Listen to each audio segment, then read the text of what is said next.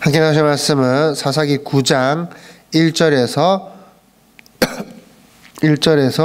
7절입니다. 사사기 9장 1절에서 7절입니다. 376페이지.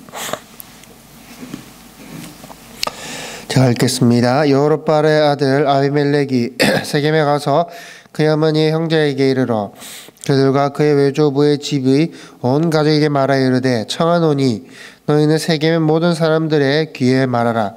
여호르바알의 아들 70명이 다 너희를 다스림과 한 사람이 너희를 다스림이 어느 것이 너에게 나으냐. 또 나는 너희와 골육임을 기억하라 하니 그의 어머니 형제들이 그를 위하여 이 모든 말을 세겜의 모든 사람들의 귀에 말하매 그들이 마음이 아비멜렉에게로 기울여서 이르기를 그는 우리 형제라 하고 바알볼의 신전에서 은 70개를 내어 그에게 주매 아비멜렉이 그것으로 방탕하고 경박한 사람들을 사서 자기를 따르게 하고 오브라에 있는 그의 아버지의 집으로 가서 여루바알의 아들 곧 자기 형제 70명을 한 바위 위에서 죽였으되 다만 여루바알의 막내 아들 요담은 스스로 숨었으므로 남으니라. 세겜의 모든 사람과 밀로 모든 족속이 모여 세겜에 있는 상수리나무 기둥 곁에서 아비멜렉을 왕으로 삼으니라. 사람들이 요담에게 그 일을 알림해 요담이 그리심산 꼭대기로 가서 서서 그의 목소리를 높여 그들에게 외쳐 이르되 세겜 사람들아 내 말을 들으라.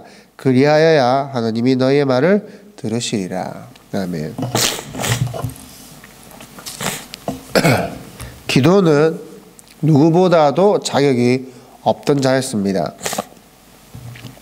누구보다도 자격이 없던 자였지만 누구보다도 더 왕이 되고 싶어서 안달이 났던 자라고 할 수가 있습니다.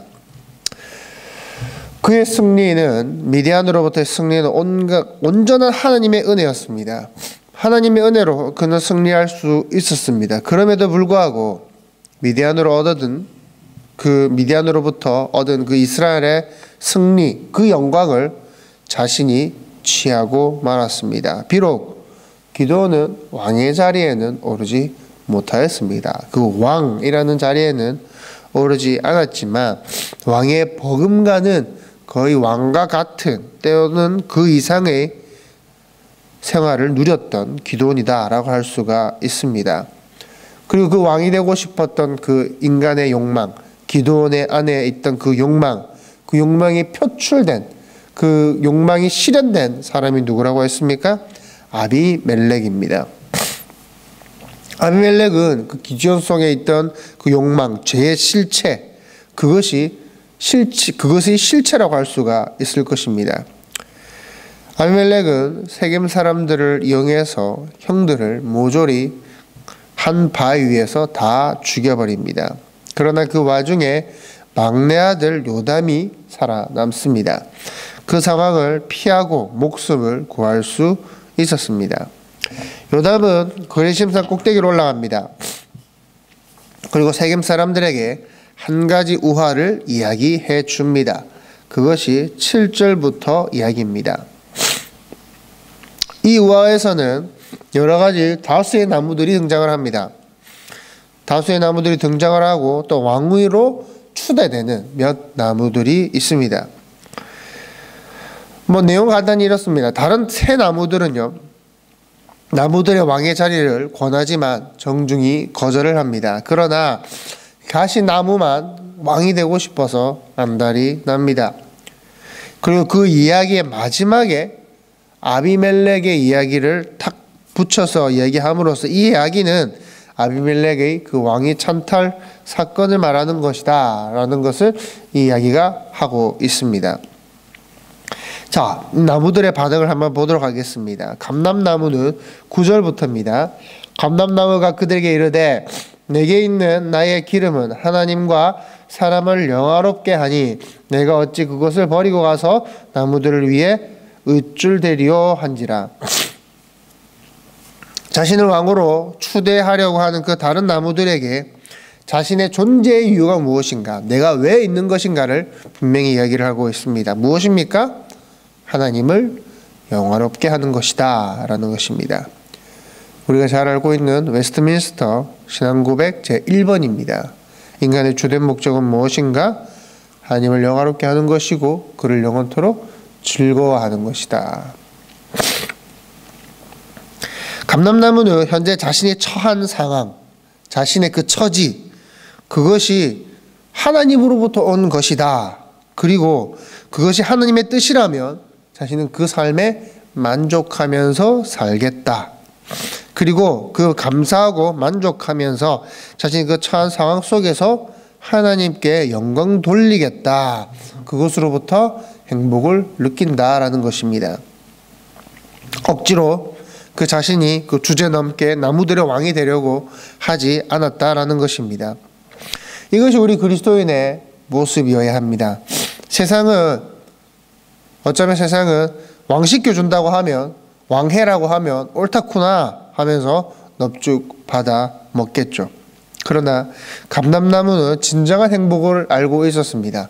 비록 자신의 처지, 자신의 모습, 자신의 상황이 어떠하든지 그 상황 가운데서 감사하고 기뻐하고 하나님의 영광을 돌리는 것, 하나님을 영화롭게 하는 삶, 그것이 진정한 행복이다라는 것을 감람나무는 알고 있었다라는 것입니다.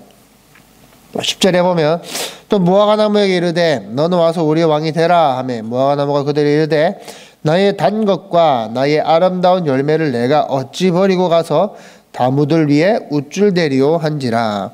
무화과나무 역시 어떻습니까? 자신의 현실, 자신의 처지, 그런 것에 감사하고 만족하고 있다라는 것입니다.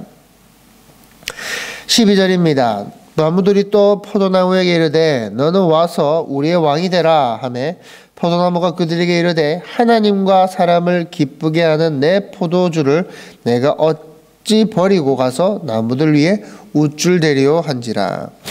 포도나무 역시 마찬가지입니다. 지금 이 나무들, 감람나무, 무화과나무, 이 포도나무, 이 나무들은 자신의 주제넘는 것을 바라기보다 자신의 주어진 것에 지금 감사하고 있다라는 것입니다. 하나님께 영광 돌리는 그 삶, 자신의 지금 처한 상황에서 자신이 있는 그 모습에서 하나님께 영광 돌리는 그 삶, 그것이 기쁜 것이다 라는 것을 이야기하고 있다라는 것입니다. 이것이 우리의 모습이어야만 합니다. 우리는 하나님께 드릴 것도 없으면서 항상 받으려고 합니다. 더 나은 삶, 여기서 말하는 더 나은 삶은 물질적으로 더 나은 삶을 항상 강구합니다. 그리고 우리가 가지고 있는 것보다 부족한 것, 없는 것들을 이야기합니다. 그러나 이것은 철저히 세상의 사고방식입니다. 그리스도인들은 어떤 사람입니까? 자신에게 주신 것, 그것이 무엇이든지, 자신에게 처한 상황, 그것이 무엇이든지 지금 그 상황에서 감사하며 사는 것, 그것이 그리스도인의 모습이어야 하는 것입니다. 그리고 주어진 그것에 기뻐하면서 그 상황 가운데서 오늘의 나의 삶에서 하나님께 영광을 돌리는 것, 하나님을 영화롭게 하는 것, 그것이 우리의 삶이어야 한다라는 것입니다. 오늘도 여러분 삶 가운데서 지금 여러분이 처한 그 상황 가운데서 감사하고 또 기뻐하고, 우리가 특별히 어떠한 주제넘는 모습이 아니라 여러분의 모습 속에서, 여러분의 삶 속에서 하나님을 영화롭게 하시는 그런 오늘의 삶 되시기를 바랍니다. 기도하겠습니다.